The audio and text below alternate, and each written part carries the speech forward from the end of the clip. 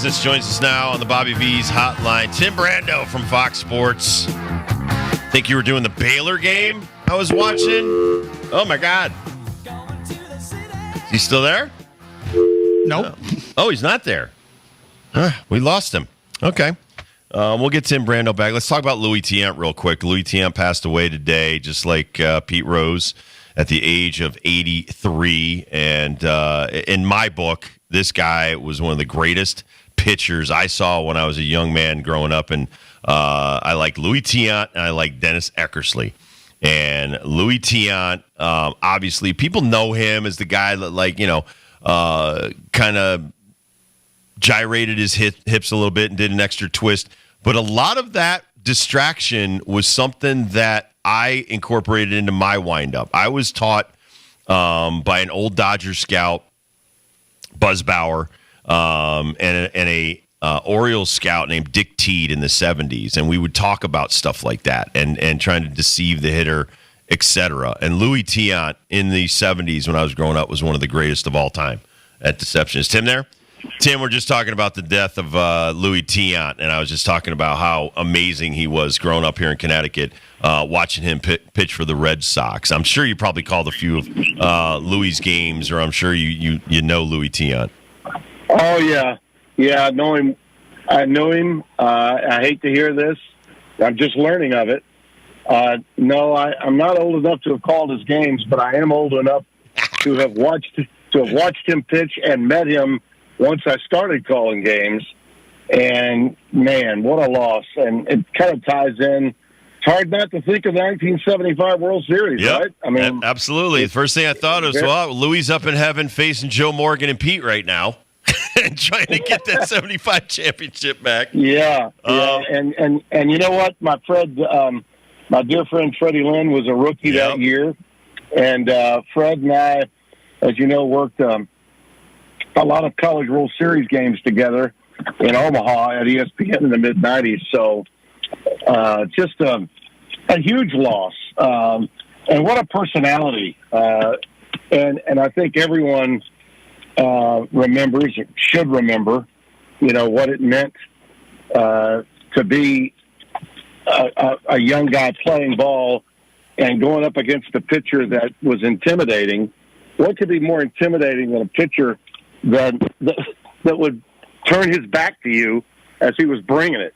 Right? Yeah. I mean, completely turn his back to you, and that's what Tiant did. And but a little bit like some of the other guys, that came into baseball from other areas of the world. Well, Fernando Valenzuela, for instance, who I played against, and Fernando would look at the sky, twist. Hideo Nomo was another guy who would look at the sky and twist, and that deception, and this is what I was talking about, that was something that I was told as a young pitcher.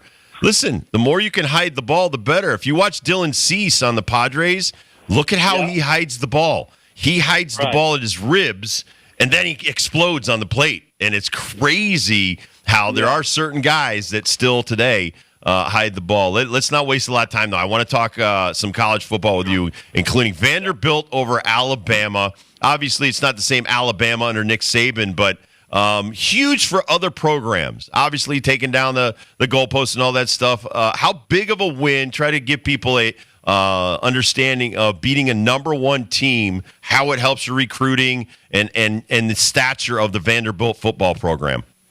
Well, Clark Lee's been doing a great job since he got there. And he's been saying the whole time when they were getting their butts kicked, we're building something special here. Now, understand he is a Vanderbilt guy, okay? It matters to him. He wants to do it the right way. It always was about doing something extra special because that's where he's from, that's where he played. And a lot of people, doubted him for taking the job, and that he should have maybe stayed with Kelly as a defensive coordinator or gone someplace else as a defensive coordinator, and he chose not to do that. You put all that into perspective and add to that they had never beaten a top five team, any top five team, and the winning streak that Alabama had against the Vanderbilt program. Listen.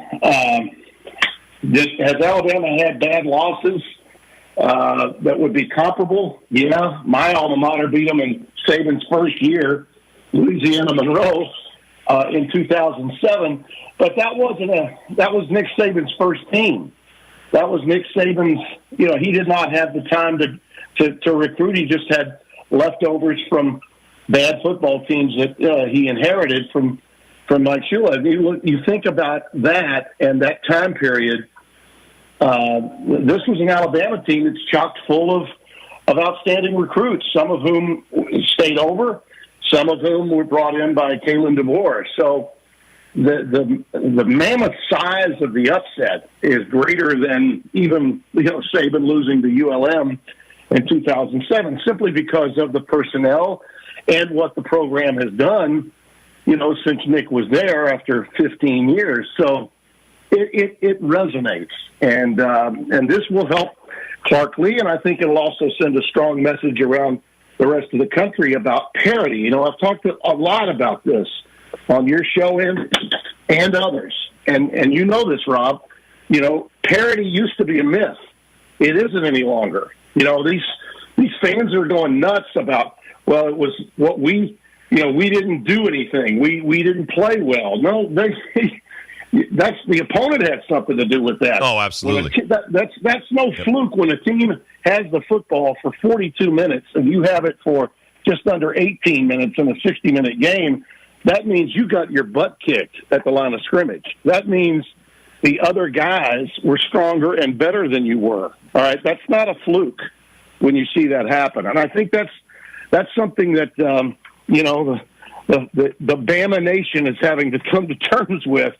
And yeah, sure, there's no doubt that when you play a game like the one they played against Georgia, and the whole nation's watching, and you've got this 28-0, later 30-7 lead, and you blow it all in the second half, there were repercussions from that. There was a carryover, clearly, from that second half collapse that Alabama's defense had against Georgia that carried over and affected them in the Vanderbilt game.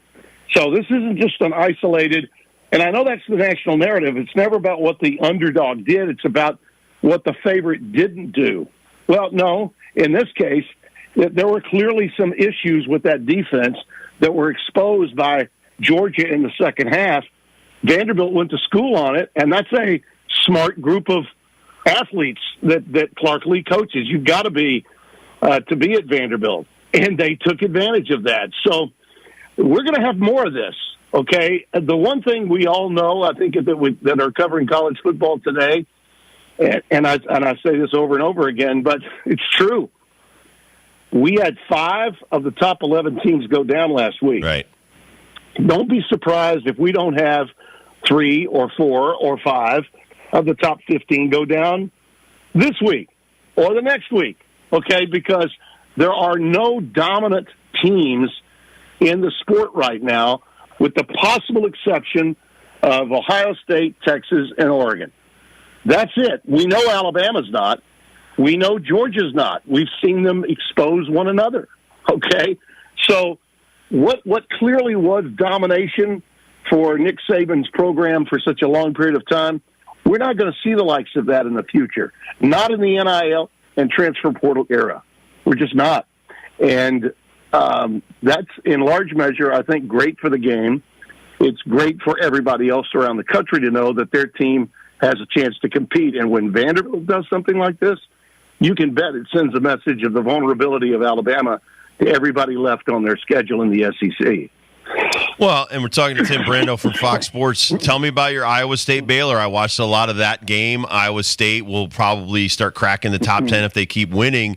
But you're getting better players. You're getting better players to stay home. You're getting 5th and 6th year seniors. I mean, that I don't mind that as much, because I like guys staying in college, and some guys might not play in the NFL, so they believe their college career is the highest level they're ever going to play at. I honestly think we're getting better football. I mean, listen, in my neck of the woods here, UConn, they're 4-2, which is way better than I thought they were going to be at this point in the season. They have an off week, and then they have Wake Forest. But describe that Iowa State Baylor game, and Iowa State now 5-0, 2-0 in the Big 12.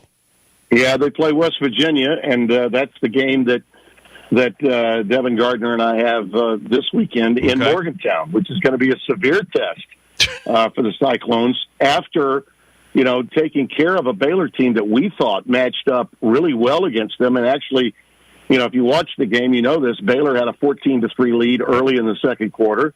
Their quarterback and their receivers were really good. They had a dynamic offense in that respect. But the adjustments were made. And Rocco Becht, who's the son of, you'll love this story. Anthony Becht played in the pros. Tight end with the Jets. Tight end. I have him on the show. And by the way, also a great player at where else? West Virginia. Yep. And at the end of the first quarter, going into the second quarter this week, I talked to Anthony just yesterday.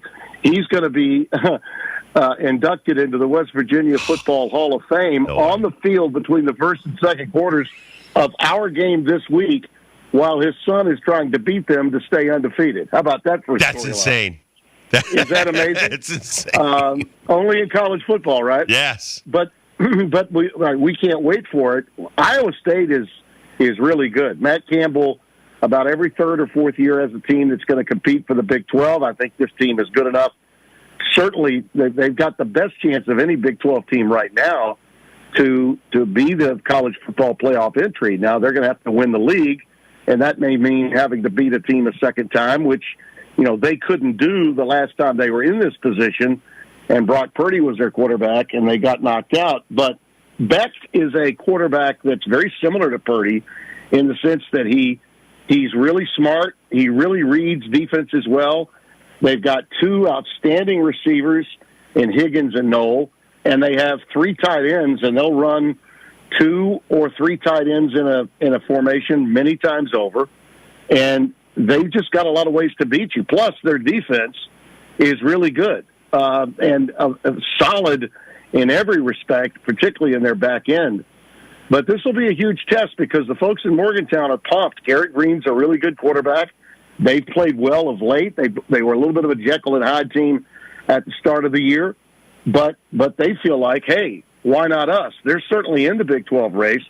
You could throw up like a 5-sided coin on teams like BYU, Kansas State, Iowa State, and I'm not going to rule out even a couple of others. Well, West Virginia could get really hot, and Colorado, of all people, Deion Sanders, after everybody had them dead and buried, after Nebraska just pummeled them at home, look at what's happened with them after that miracle they got against Baylor, all right? And then they get, they go into UCF. Everybody thinks that UCF was going to knock them off. They were undefeated at the time. They absolutely bury them.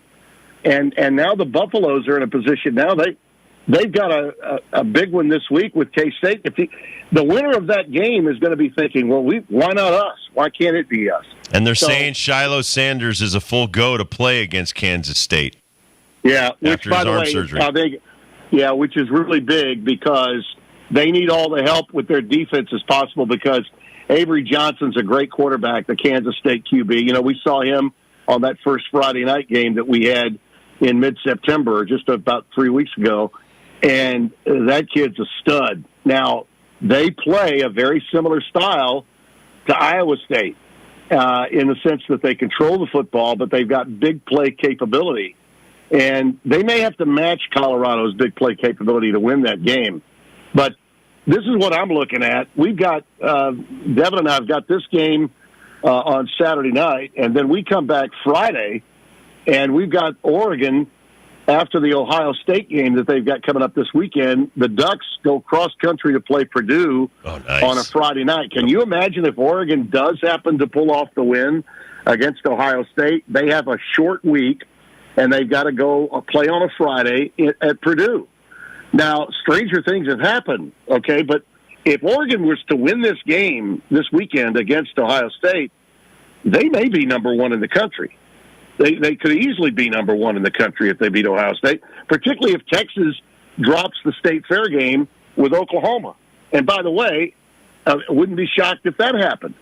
So we could be looking at the number one team in the country, Oregon, playing Purdue on a Friday. And then these two teams, Iowa State and West Virginia, that are going to be playing, each of them have to follow up this week's games with games like Iowa State at home against UCF, a dangerous team, and Kansas State, would have to go to West Virginia the following week. So, I mean, the Big 12 is wide open. Any one of there's 5 teams still in this race to win the league, and chances are, let's say Iowa State runs the table and somebody else like BYU gets through the holy war with Utah, and they've got one loss. I think that league is making a strong case to get 2 teams in the playoff. The talk about the Big Ten and the SEC each getting 5 teams in the 12 in the playoff. Think again if you've got, let's say in the ACC, Clemson running the table the rest of the way, and of course, that other team, Miami, that's just pulled 2 rabbits out of a hat each of the last 2 weeks. And you got to give them credit, Cam Ward. You got to give them credit for coming from that far down, 25 points, to win the way they did, regardless of a potential targeting call that was misjudged by a replay official, and regardless of what that call was on the Hail Mary that Virginia Tech threw. You got to give them credit for those wins. And who's to say that 2 teams from the ACC and 2 teams from the Big 12 might not snare spots, which means, oh, my God, isn't it sad? The poor SEC and Big Ten, they only have 3 or 4 teams. Yeah, no kidding. I think the SEC right now has 9 in the top 25, and Big Ten has 6 in the top. I think they have 4 in the top 10. And by the way, tell me something else. Think about this. You talk about how corrupt the college football system is. Alabama loses to Vanderbilt, and they drop a whopping 5 spots? 5. That's it. No, hell, they're out of. Well, I drop them. Yeah. I drop them 10 spots. But we want them in the playoff. Who's going to watch if they're not in the playoff? Oh, yeah, right. I'll get the violin. I'll get my Stradivarius out for it and play it for them. Hey, okay? How are you around the hurricanes and stuff? Are you okay? Oh yeah, I'm fine. Okay. Yeah, we're good. I was the last one I was a little more concerned with, and I did a game in Tampa the week before Helene hit. I was in Tampa doing an NFL game after a Friday game that we had. But this one, it looks as though it's going to hit. I've got a lot of friends there, and prayers to all those folks, obviously, in the Alligator Alley area where they're sitting on the interstate, stuck, waiting for propane and diesel gas to come their way.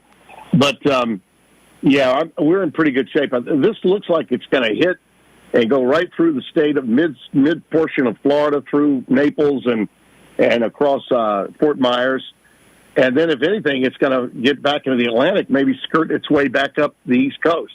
But it looks like I'll be able to get out of here and fly through Atlanta into Pittsburgh without much of a problem on Thursday for my Saturday game. At least that's what the forecast is showing now. So I'm optimistic about getting from Chateau Brando to where I need to go. All right. God bless you, my friend. Hey, while you're in West Virginia, look up John Kruk. Maybe get some moonshine. Just try not to. Yeah, Crucky, the West Virginian.